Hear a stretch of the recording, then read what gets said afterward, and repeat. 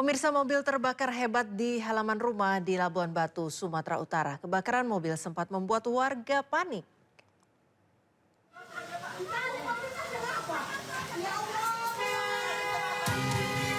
Satu unit minibus terbakar saat terparkir di halaman rumah di Kabupaten Labuan Batu, Sumatera Utara. Akibat kejadian tersebut, sejumlah warga panik berhamburan keluar rumah. Api berhasil dipadamkan oleh warga dengan peralatan seadanya, sementara seluruh bagian dalam mobil ludes terbakar. Peristiwa terjadi saat mobil ingin dipindahkan pemilik, namun api muncul dari kabin membakar seluruh dalam mobil. Jadi orang tua nelpon saya, itu pindahkanlah mobil, itu udah panas gitu. Begitu saya buka pintunya, apinya sudah menyala di situ gitu. Menyala gitu langsung turun ke bawah, langsung ke apa gitu bang.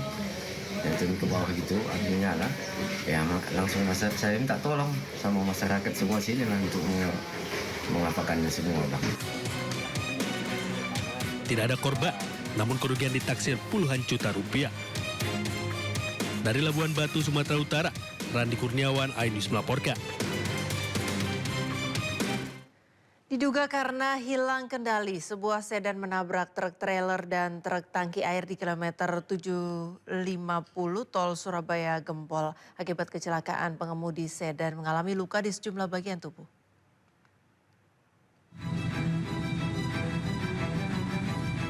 Diduga kurang bisa menguasai kemudi saat kecepatan tinggi, mobil sedan yang dikemudikan seorang wanita mendadak menabrak sebuah truk trailer yang terparkir di bahu jalan tol tepat di kilometer 750 tol Surabaya Gempol. Tidak hanya truk trailer, mobil yang oleng ke kanan juga menabrak sebuah truk tangki air yang melaju searah di lajur kanan dan akhirnya berhenti di pinggir truk yang ditabraknya. Meski tidak ada korban jiwa dalam kecelakaan itu, namun pengemudi mobil sedan dilarikan ke rumah sakit karena mengalami luka di sejumlah bagian tubuh. Sementara dampak dari kecelakaan itu, arus lalu lintas tol Surabaya Gempol arah Waru menuju Sidoarjo sempat terhambat sekitar 1 jam. Itu ada satu unit sedan sport yang melaju di jalur kiri, namun karena kurang konsentrasi mengarah ke bahu jalan, sehingga terjadi benturan pada bagian belakang truk yang berhenti di bahu jalan. Akibat benturan itu, satu unit Honda Civic atau satu mobil sport dimaksud terpental mengarah ke kanan sehingga berbenturan dengan satu unit truk tangki yang berjalan atau yang melintas pada saat yang bersamaan di jalur yang sama. Untuk kepentingan pemeriksaan lebih lanjut, bangkai ketiga kendaraan yang terlibat kecelakaan diamankan di Polderek Jasa Marga, sementara kasus kecelakaan ditangani Satlantas Polresta Sidoarjo. Pemirsa, diduga perahu tidak kuat menahan beban, seperangkat sound horeg senilai puluhan juta rupiah tenggelam di Sungai Sidoarjo, Jawa Timur. Peristiwa terjadi saat perayaan budaya di Desa Balongdowo.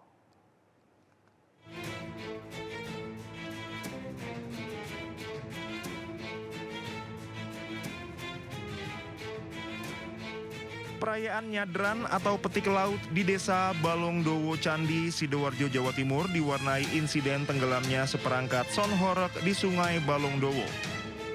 Diduga perahu tidak kuat menahan beban yang ditumpangi seperangkat sound horeg senilai puluhan juta rupiah dan sejumlah warga. Sebelum tenggelam, salah satu perahu yang mengangkut perangkat sound horeg ini miring dan akhirnya membuat peralatan sound horeg jatuh ke sungai. Sejumlah warga yang berjoget di atas perahu dan sound horeg terjun ke sungai. Horegnya itu di atas perahu, terus perahunya itu tidak seimbang dan akhirnya tenggelam horegnya itu. Terus gimana? Orang-orangnya sempat panik tadi? Iya, sempat panik gara-gara joget-joget, terus berpencar itu akhirnya tidak seimbang. Tidak ada korban jiwa dan luka dalam kejadian ini, namun kerugian akibat jatuhnya seluruh alat sound horeg ke sungai mencapai 75 juta rupiah. Pemirsa, Polda Bali membongkar sindikat judi online jaringan luar negeri yang beroperasi di Bali dengan omset miliaran rupiah per bulan. Puluhan pelaku warga negara India ditangkap.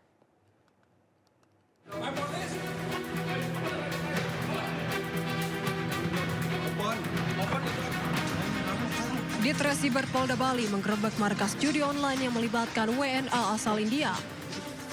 Kali ini polisi menangkap 39 orang dari 2 lokasi berbeda, yakni di sebuah villa di Canggu dan di Jalan Raya Mungku, Tabanan, Bali.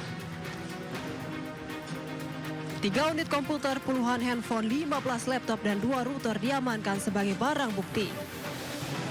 Dari 39 warga negara India yang ditangkap, 35 orang telah ditetapkan sebagai tersangka.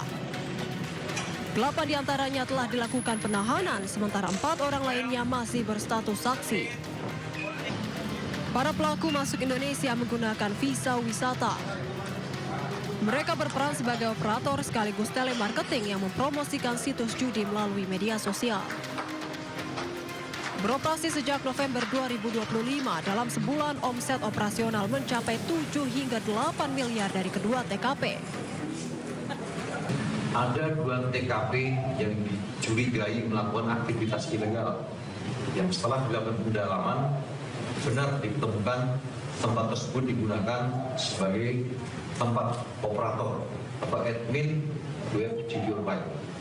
Yang ditemukan di 2 TKP tersebut adalah sebuah villa di wilayah Canggu dan Mungku yang ternyata leadernya 1 orang, yaitu warga negara asing.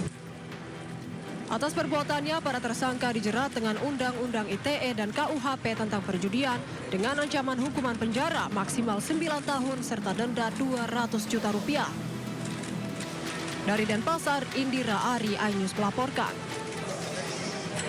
Pemirsa, polisi membongkar praktek pengoplosan isi tabung gas LPG 3 kg ke tabung gas 12 kg dan tabung portable 200 gram. Polisi mengamankan 5 tersangka dan menyita ribuan tabung gas sebagai barang bukti. Masih dingin.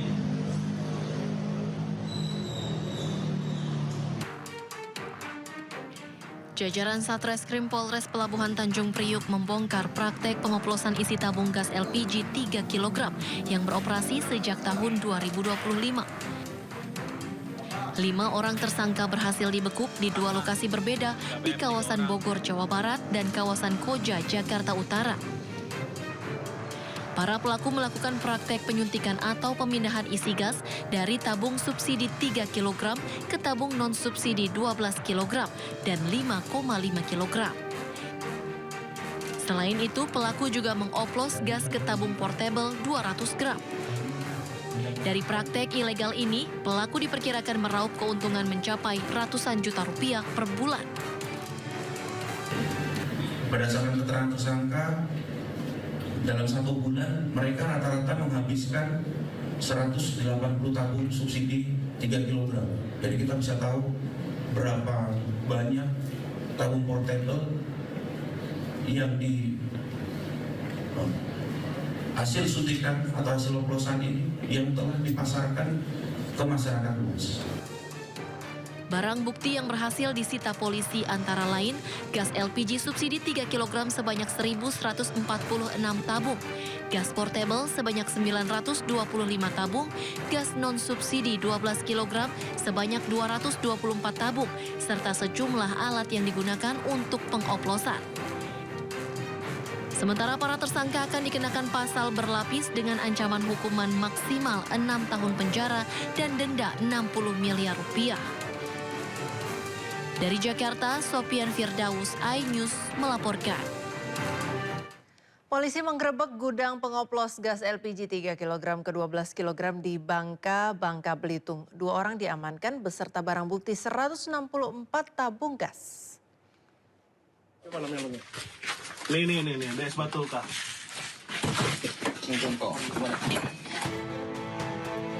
Ditreskrim Sus Polda Bangka Belitung menggerebek sebuah gudang tempat pengoplos gas LPG 3 kg ke 12 kg di Kelurahan Sinar Baru, Sungai Liat, Bangka.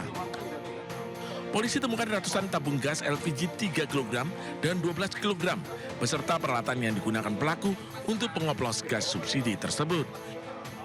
2 orang pemilik usaha ilegal dan pekerja ditangkap dan dibawa ke Mapolda Bangka Belitung. Pemilik usaha ditetapkan sebagai tersangka, sedangkan pekerja sebagai saksi. Menurut pengakuan tersangka, usaha oplosan gas ini sudah 7 bulan dilakukan. Satu tabung gas 12 kg hasil oplosan dijual ke toko dengan harga Rp180.000 per tabung. Tim khusus Polda Kepulauan Bangka Belitung telah berhasil mengungkap praktik pengoplosan gas LPG 3 kg yang dialihkan ke gas LPG 12 kg dan mengamankan satu orang yang diduga sebagai pelaku. Ini tersangka dan barang bukti 164 tabung gas 3 kg dan 12 kg sudah diamankan di Polda Bangka Belitung. Atas perbuatannya, tersangka terancam 6 tahun penjara. Dari Pangkal Pinang, Bangka Belitung, Haryanto, iNews melaporkan. Pemirsa, seorang pelaku pencurian dengan kekerasan di Sukabumi, Jawa Barat babak belur diamuk warga hingga nyaris tewas. Pelaku langsung dibawa ke rumah sakit untuk mendapatkan penanganan medis.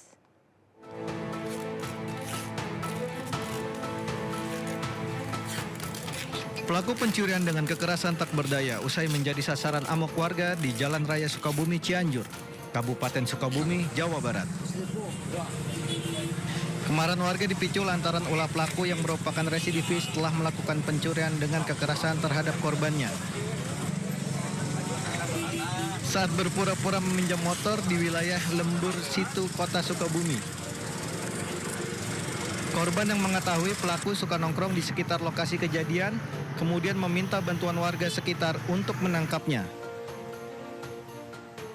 Petugas kepolisian yang datang ke lokasi langsung mengamankan pelaku dari amukan massa. Alhamdulillah, sekarang pelaku sudah diamankan berkat bantuan dari masyarakat dan memang mengalami luka. Untuk selanjutnya kita amankan di rumah sakit untuk dilakukan. Pelaku belum bisa dimintai keterangan lantaran masih dalam perawatan di rumah sakit. Sementara itu, kasus tersebut masih dalam penyelidikan Unit Reskrim Polsek Lembur Situ. Pemirsa, viral aksi juru parkir liar alias Pak Oga melakukan pungutan liar ke pengendara yang hendak memotong jalan ke kawasan wisata Kota Tua, Taman Sari, Jakarta Barat. Para pelaku sengaja membongkar beton pembatas jalan saat kondisi lalu lintas macet. Apalagi nih, Jakarta. Tuh. Keras Jakarta. Yang gini-gini yang namanya Jakarta keras tuh begini. Video amatir merekam aksi dua orang Pak Oga melakukan pungli ke sejumlah pengendara sepeda motor yang hendak memotong jalan dari Jalan Kunir Taman Sari menuju kawasan wisata Kota Tua. Pengendara yang melintas diminta uang agar bisa lewat.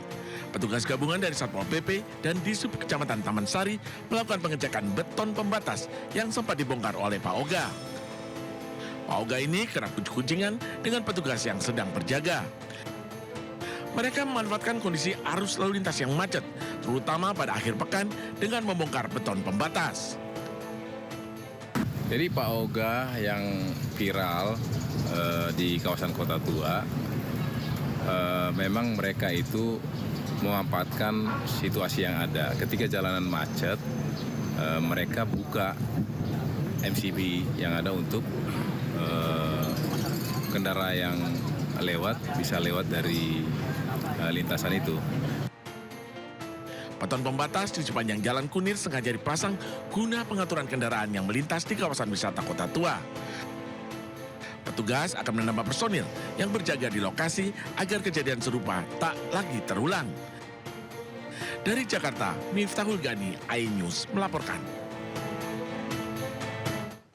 Pemirsa, 3 pelajar berboncengan satu motor diduga menyiram air keras ke pelajar lain di Cempaka Putih Barat, Jakarta Pusat. Akibatnya 2 pelajar terluka dan harus dibawa ke rumah sakit.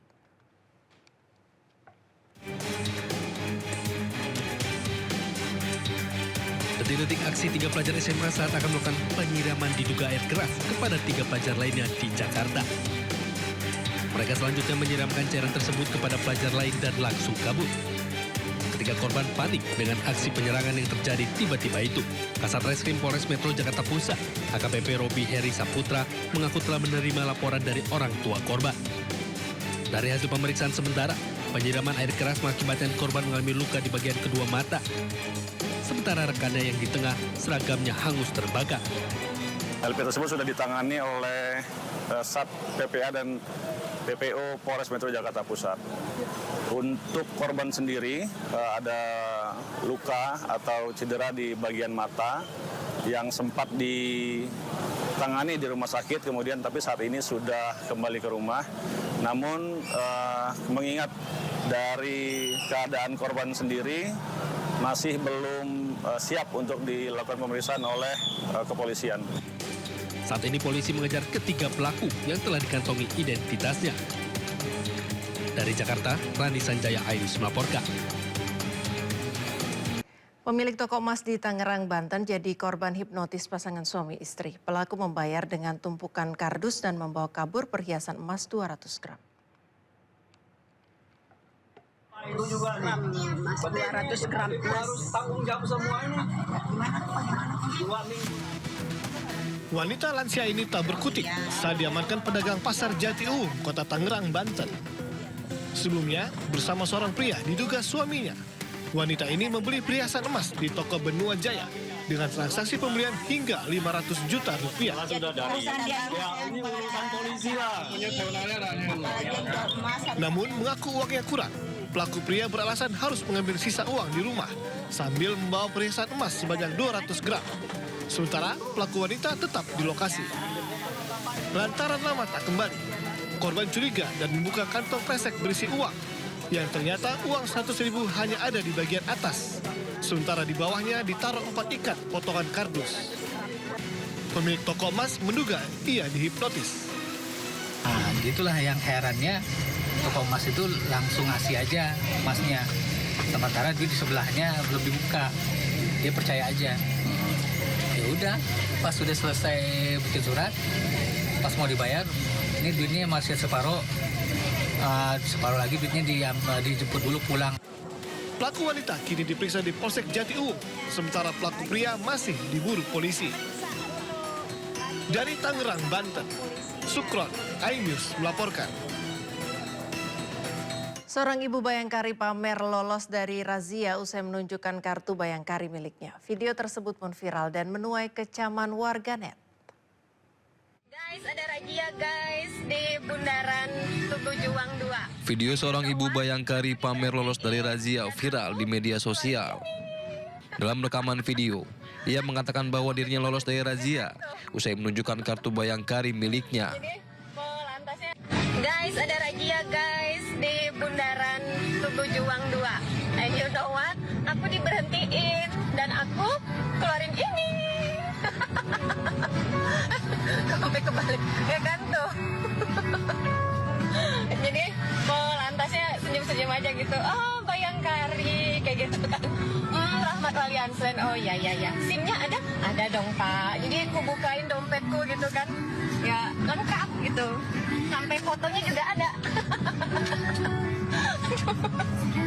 Jadi ya untungnya SIM-nya juga masih hidup dan masih panjang. Jadi aman, kita los.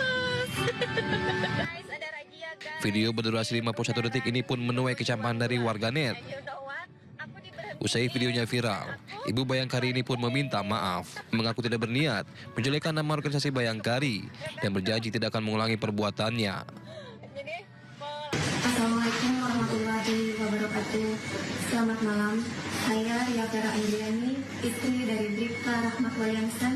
Secara sadar, saya memohon maaf kepada semua pihak atas postingan video saya di media sosial yang viral dan membuat gaduh. Saya tidak bermaksud membanggakan diri dan tidak bermaksud menjatuhkan nama baik organisasi Bayangkari dan institusi Polri. Sekali lagi, dari lubuk hati saya yang paling dalam, saya memohon maaf yang sedalam-dalamnya. Dan saya berjanji tidak akan mengulangi perbuatan saya lagi. Terima kasih. Wassalamualaikum warahmatullahi wabarakatuh. Pemirsa, 2 polisi di Jambi berpangkat Bribda dipecat dari Polri karena terbukti meruda paksa remaja putri. Keputusan diambil setelah keduanya menjalani sidang kode etik.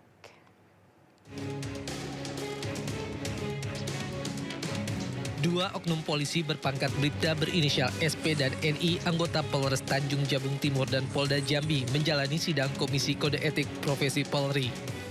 Keduanya merupakan pelaku ruda paksa terhadap remaja putri berinisial CH, 18 tahun.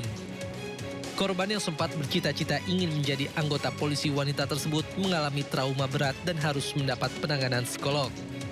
Sidang Komisi Kode Etik yang berlangsung selama 14 jam itu menghadirkan sedikitnya 8 orang saksi untuk dimintai keterangan. Komisi Kode Etik Profesi Polri menyatakan kedua oknum polisi tersebut terbukti melakukan perbuatan tercela yang mencederai kehormatan dan martabat institusi Polri. Atas pelanggaran tersebut, kedua oknum polisi itu disanksi pemberhentian dengan tidak hormat.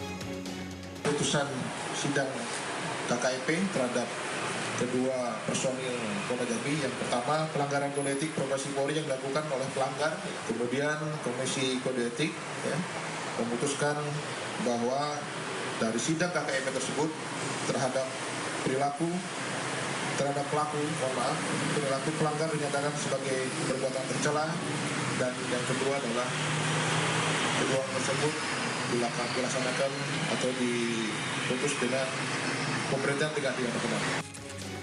Sementara atas perbuatannya, dua oknum polisi dan dua rekan lainnya akan terancam pasal 473 KUHP dengan ancaman hukuman di atas 5 tahun penjara. Pemirsa, viral seorang polisi di Kota Metro Lampung menyelamatkan warga dari serangan anjing pitbull. Keluarga korban berterima kasih kepada polisi yang membantu.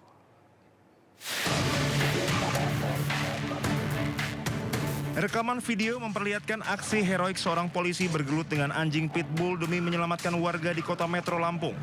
Dalam rekaman video ini, seorang pria lansia tergeletak bergumul melawan serangan seekor anjing di pinggir jalan AR Prawira Negara. Korban meronta-ronta berupaya menghindari gigitan anjing pitbull. Aibda M. Fajriansah, anggota Satuan Lalu Lintas Polres Metro yang sedang dalam perjalanan menuju Polres Metro untuk melaksanakan apel pagi, langsung turun dari sepeda motor untuk memberikan pertolongan. Dengan sigap, Aibda Fajri langsung menghampiri korban. Dengan membawa dan mengayunkan kayu panjang, Aibda Fajri berusaha menghalau serta menjauhkan anjing dari pria tersebut. Minta tolong, saya bantu spontan di situ. Saya carikan kayu panjang untuk menghalau anjing tersebut supaya bisa pergi kan. Saya pukul sekitar 3 kali atau 4 kali. Alhamdulillah terlepas dan anjing tersebut pergi dari situ. Bapaknya digigit anjing di tangan, sudah dijahit dan sudah juga disuntik rabies. Kondisi korban kini telah membaik. Istri korban juga telah menyampaikan ucapan terima kasih kepada Aibda Fajri atas bantuan cepat yang diberikan kepada suaminya. Atas aksi kemanusiaan tersebut, Kasat Lantas Polres Metro AKP Farid Rianto memberikan apresiasi dan penghargaan kepada Aibda Fajri. Ia berharap tindakan tersebut dapat menjadi contoh bagi seluruh anggota Polri untuk selalu hadir dan memberikan rasa aman bagi masyarakat khususnya di Kota Metro. Dari Kota Metro Lampung, Tinus Ristanto, iNews melaporkan. Pemirsa, Pandeglang Selatan kembali diterjang banjir. Ribuan warga terdampak. Dalam video amatir terlihat warga Desa Citerep, Kecamatan Panimbang, Kabupaten Pandeglang, Banten dievakuasi menggunakan seutas tali melewati banjir berarus deras dari rumah mereka yang terendam banjir. Ketinggian air bervariasi antara 50 cm hingga 1 meter lebih. 1.500 warga terdampak bencana banjir yang diduga terjadi akibat meluapnya Sungai Citerep di Kecamatan Panimbang setelah diguyur hujan deras sejak Sabtu sore. Selain merendam permukiman, banjir juga merendam jalan hingga fasilitas umum.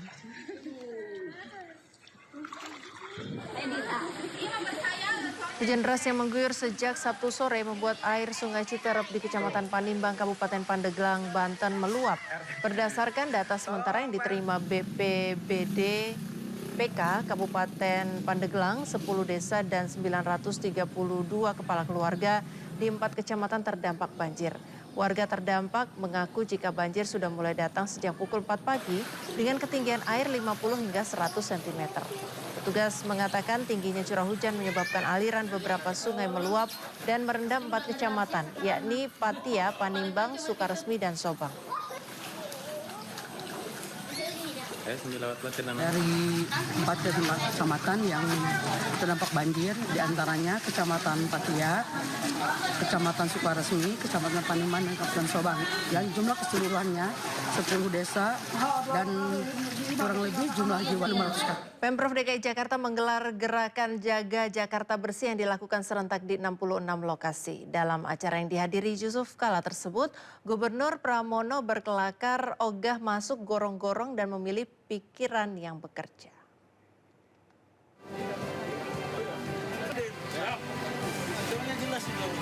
Pemerintah Provinsi DKI Jakarta menggelar secara serentak kegiatan Jaga Jakarta Bersih di 66 lokasi di Jakarta. Kegiatan ini dilakukan untuk mengatasi permasalahan banjir yang kerap melanda ibu kota. Gubernur DKI Jakarta Pramono Anung bersama Ketua Umum Palang Merah Indonesia Yusuf Kala meninjau kegiatan Jaga Jakarta Bersih di Cawang, Jakarta Timur. Pemprov DKI Jakarta menerjunkan 171.134 personel gabungan, 60 unit ekskavator serta 144 dump truck dalam pelaksanaan gerakan Jaga Jakarta Bersih ini. Dalam kesempatan tersebut, Pramono Anung sempat berkelakar, dirinya enggan beraksi masuk ke gorong-gorong dan lebih memilih memaksimalkan fungsi otak dan strategi dalam menyelesaikan persoalan Jakarta. Sehingga pada hari ini sebagai misal ada 60 unit ekskavator yang bergerak, ada 144 dump truck dan juga bekerja di 66 lokasi yang seperti ini. Tadi saya sambil bercanda sama Pak JK kita ini dibesarkan dalam teknokrasi, pasti Pak JK sama saya nggak mau masuk gorong-gorong. Tapi yang bekerja adalah pikiran dan otak. Pak JK tertawa. Sekali-sekali gubernur masuk gorong-gorong. Saya mau aja Pak, tapi nanti wartawan malah kaget kalau saya masuk gorong-gorong.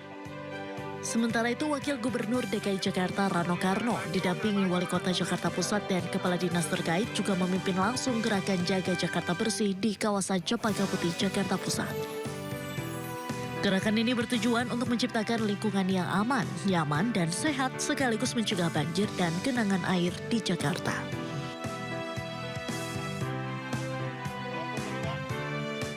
Petugas gabungan dari Pangdam Jaya, Polda Metro Jaya, dan Pemprov DKI Jakarta serta elemen masyarakat melakukan gerebek sampah di kawasan Danau Sunter, Papanggo, Tanjung Priok, Jakarta Utara pada Minggu pagi. Aksi ini merupakan respon dari perintah Presiden Prabowo Subianto untuk menciptakan lingkungan yang bersih dan asri. Minggu pagi ratusan petugas gabungan dari Pangdam Jaya, Polda Metro Jaya, dan Pemprov DKI Jakarta serta elemen masyarakat melakukan kegiatan gerebek sampah di kawasan Danau Sunter, Papanggo, Tanjung Priok, Jakarta Utara. Mereka membersihkan sampah di pinggir jalan, selokan maupun area taman. Selain itu, petugas juga membersihkan Danau Sunter, Papanggo dari sampah yang didominasi plastik dengan menggunakan perahu. Kegiatan ini sebagai upaya meminimalisir dampak banjir, menjaga keasrian lingkungan dari sampah, dan merespon perintah Presiden Prabowo Subianto untuk menciptakan lingkungan yang bersih dan tertata. Bahaya sampah ini sangat merugikan untuk kita semua, karena bisa membawa bencana, termasuk juga salah satunya banjir. Jadi sesuai dengan petunjuk dari perintah dari Bapak Presiden bahwa kita terus melaksanakan kegiatan pembersihan ini agar menjadi asri. Hari ini bendungan ya termasuk sungai-sungai di beberapa tempat juga sedang kita bersihkan dan mudah-mudahan ke depan walaupun curah hujan tinggi ya kita bisa minimalisir di mana akan terjadinya bencana banjir atau genangan air yang akan mengganggu aktivitas warga masyarakat. Selain di Jakarta Utara, kegiatan gerebek sampah juga dilakukan serentak di 13 titik, yakni Jakarta, Tangerang, Bekasi, dan Depok. Dari Jakarta, Sofyan Firdaus, iNews melaporkan. Penyidik Kejaksaan Tinggi Jawa Timur menggeledah kantor Kebun Binatang Surabaya. Sejumlah barang bukti disita untuk menyelidiki dugaan korupsi pengelolaan keuangan. Penyidik menggeledah beberapa ruangan di kantor perusahaan daerah Taman Satwa Kebun Binatang Surabaya, Jawa Timur. Di antaranya kantor administrasi dan keuangan, ruang direksi, ruang pengadaan, serta ruang arsip. Penyidik lalu membawa 4 box kontainer berisi dokumen terkait dugaan korupsi. Wali Kota Surabaya Eri Cahyadi menyebut dugaan kejanggalan audit neraca keuangan terjadi sejak tahun 2013. Pihaknya kemudian mengganti tim audit internal dengan tim audit independen.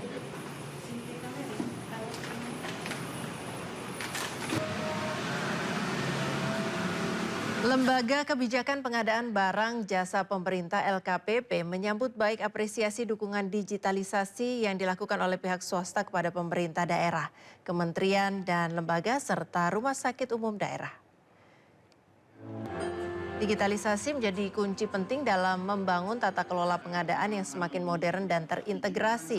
Pihak swasta melalui Government Marketplace, salah satunya Bismarket, memberikan apresiasi sekaligus telah berkontribusi membangun digitalisasi pengadaan barang dan jasa di Indonesia dengan memberikan penghargaan kepada pemerintah daerah, kementerian dan lembaga serta rumah sakit umum daerah yang telah memanfaatkan digitalisasi dalam pengadaan barang dan jasa. Kegiatan apresiasi ini dihadiri puluhan perwakilan pemerintah provinsi, kabupaten dan kota serta rumah sakit. Sementara seluruh pihak telah merasakan dampak kemudahan penggunaan sistem digitalisasi untuk pengadaan barang jasa pemerintah dengan transparan dan akuntabel. Inovasi dan fitur-fitur terbaru yang semakin mendorong pengadaan itu semakin mudah, dan juga kami pasti akan menyelesaikan dengan regulasi-regulasi luar LKPP sehingga seluruh fitur-fitur maupun terobosan-terobosan kami akan selalu menyesuaikan dengan peraturan-peraturan pemerintah. Adalah langkah-langkah dari kami untuk mendukung upaya-upaya dari pemerintah dalam proses transformasi digital terkhusus untuk pengadaan. PT MNC Tourism Indonesia Tbk mencatatkan serangkaian tonggak sejarah penting dalam pengembangan kawasan ekonomi khusus MNC Lido City melalui seremoni topping of Trump International Golf Club Lido serta peletakan batu pertama private club houses tahap 2 jadi momentum penting bagi penguatan posisi MNC Tourism di sektor pariwisata premium.